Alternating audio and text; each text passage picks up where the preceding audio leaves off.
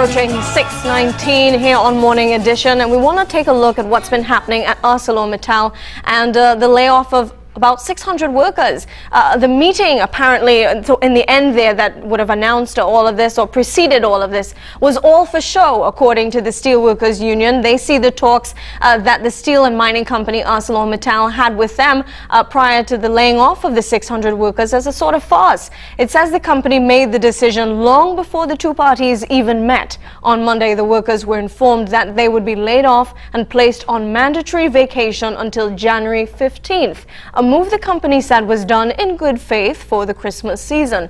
Acknowledging that the company did inform the union of its intention, the union's President General Christopher Henry now says the union had asked for more time. We asked for time to go and meet with the workforce so that we could respond to them. When we reach here, 5 minutes time, workers were calling us and telling us that the company just gave them layoff letters. In 5 minutes time, the workers produced 200 layoff letters to the workforce.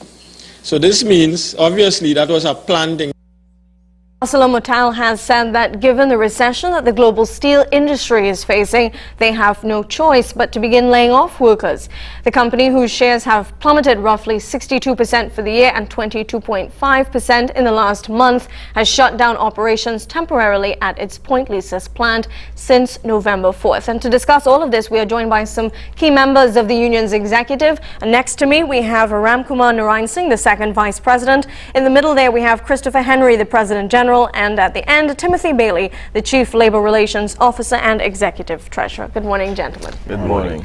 Thanks for being with us. I know you had to leave home early to get here, but a very important distinction that I want to start the conversation with is this term that we're using, layoff, because when we convey that to the public, it sounds as though the job dismissals are permanent. Explain to us the terms under which they would have issued these letters to you and what perhaps the correct term might be. Mr. Henry. All right. The term layoff dictates it's for a period of time. Permanency in that will now pronounce as retrenchment. So the difference is layoff and retrenchment. Layoff is temporary, retrenchment is permanent. And our laws will dictate how workers will be retrenched.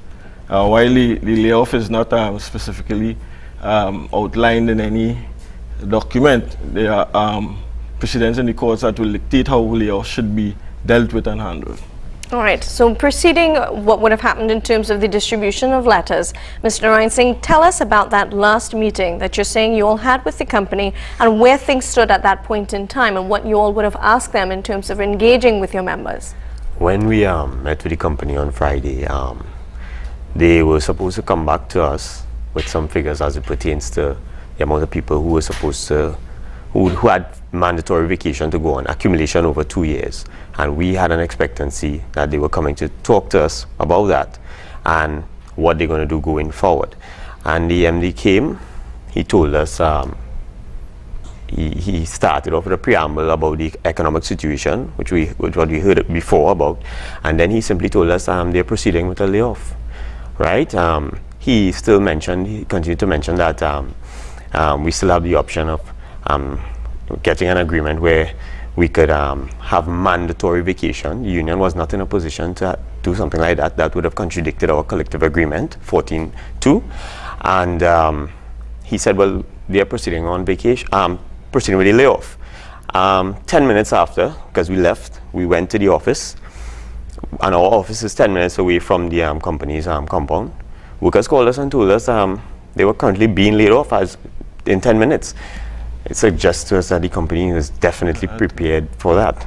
Mr. Bailey, listening to the numbers that I would have just read out in terms of the decline in profits, and this is not a local phenomenon, this is the global steel industry facing these issues. Mr. Henry would have pointed out in the press conference 2 nights ago about China and all the cheap steel it's putting on the market, and that's really outpacing other people's ability to compete. Was this not something that the company was forced to do, and is the union pushing back a bit too hard, considering that they didn't retrench you all, they just laid you off for a month? Well, I would disagree with a position like that, merely for the fact that when you look in terms of the relationship between an employer and an employee, it's a really lifelong relationship. And the reality is that this company, ArcelorMittal, which is based in Trinidad and Tobago, over the last 25 years has benefited from the resources of Trinidad and Tobago, has basically made an empire for Mr. Mittal. At one time, he was the 6th richest person in the world and the #1 richest person in England. And the reality is that in a scenario when, in the scenarios and in the past, when the company was most profitable, when Mr. Mittal was making billions of dollars, at no point in time did the employer call workers and say, because we are this profitable, let us give you extra money. So we are saying as a trade union and as a trade union fraternity, why when we going through difficult times, because we have to go through it together, why is it that the person who is at the bottom and whose salary is minuscule compared to the top management are the people who are targeted and are placed on the breadline?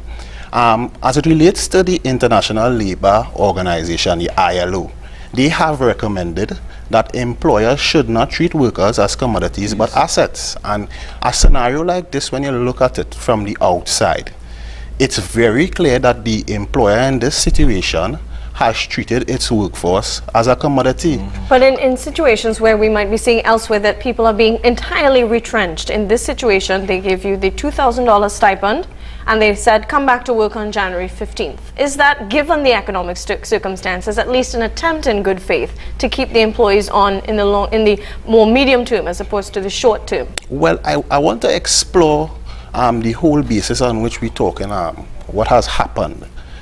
In this scenario, the options that were placed on the table for the trade union to consider was either or, in that the CEO and his top management would have come to this union and said to this union, is either you agree with us to sign a memorandum of agreement for workers to go on forced vacation, or we lay off. So there wasn't really an option.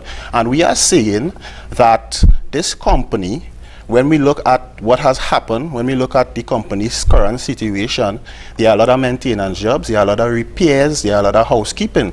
And to be quite frank, initially, when the company, because we have a memorandum of agreement to support that, initially when the company came to the union, the dialogue that we were having were along the lines of alternative work.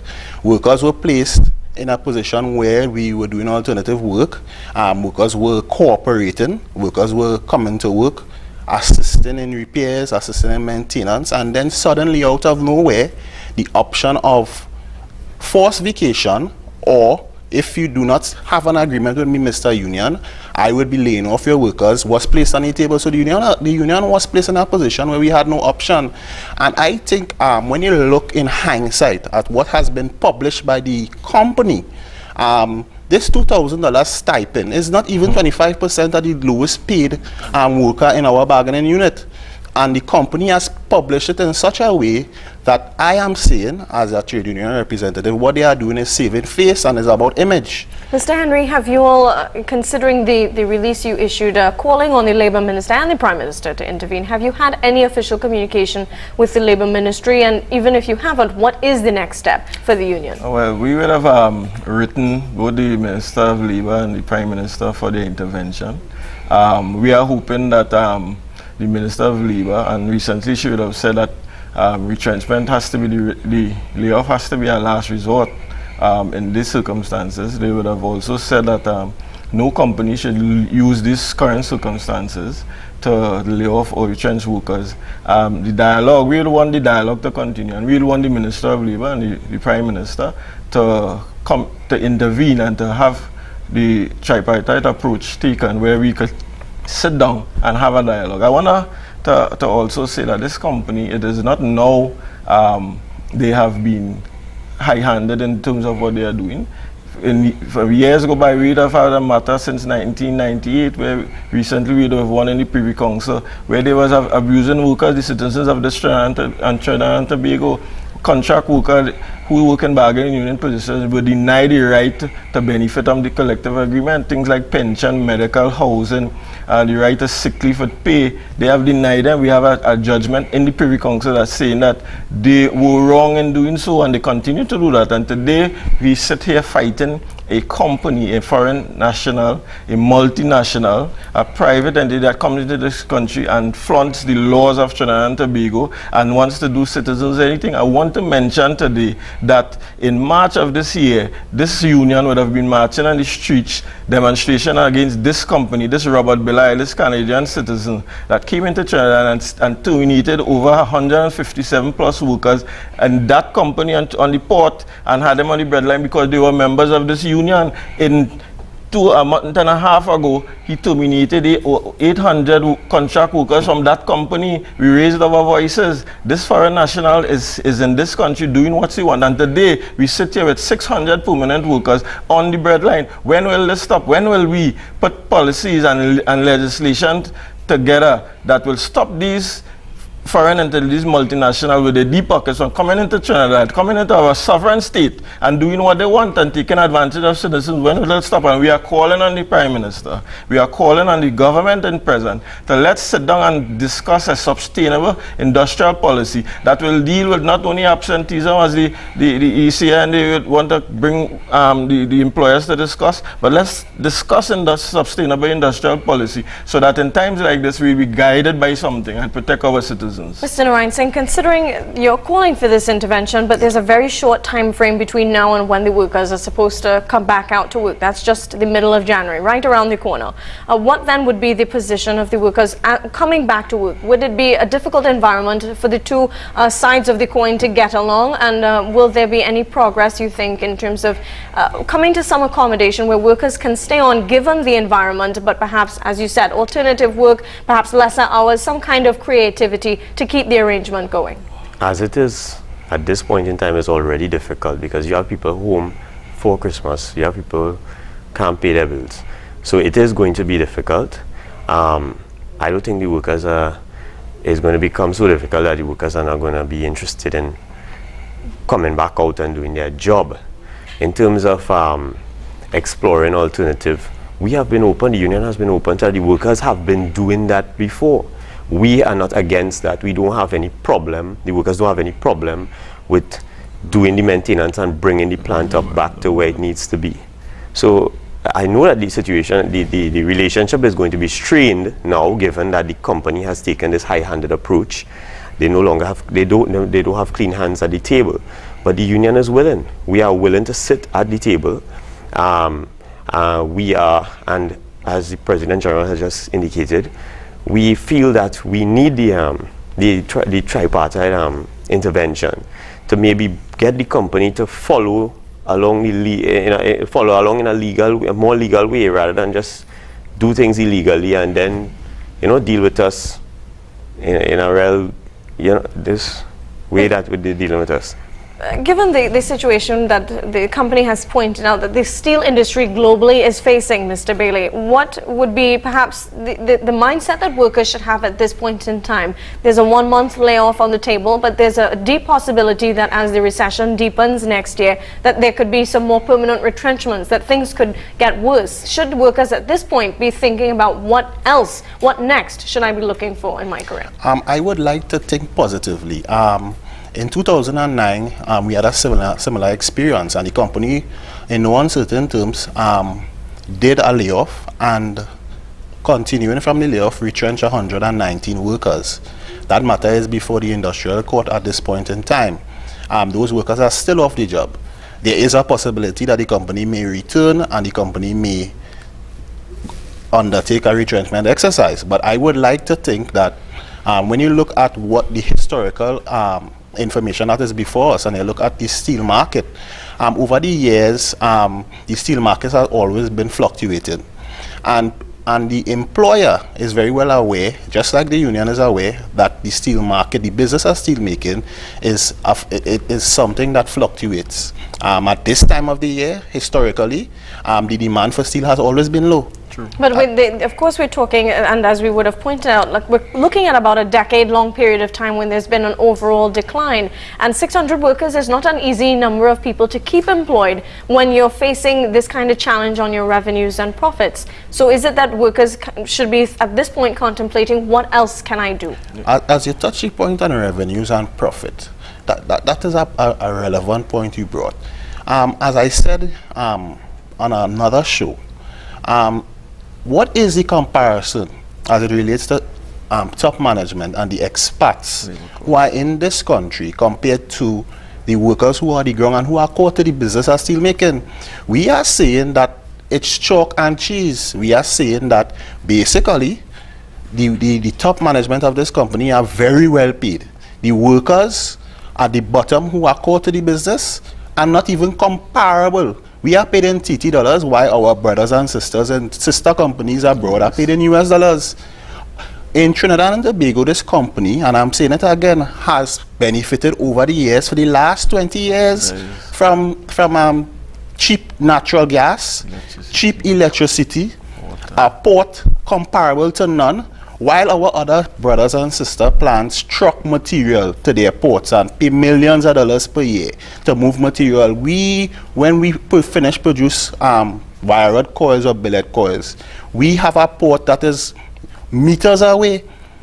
At no cost, we are able to ship material from our production stations to our customers. And the reality is that the company has benefited from cheap labor. The company has benefited from concessions for natural gas, for electricity. And as we on the point of natural gas and electricity, it must be noted that the company is also in negotiation with the government of Trinidad and Tobago for the renewal of a contract for natural gas and electricity. And all of this must be taken into consideration. The company, and it is clear, is using this opportunity where the global market is depressed to squeeze the government of Trinidad and Tobago, because the reality is that the government of Trinidad and Tobago generates a revenue of 19 million for electricity from ArcelorMittal, who's the largest consumer per month of electricity in Trinidad and Tobago. They generate a revenue of 25 million from NGC. They generate a revenue of 5 million from WASA.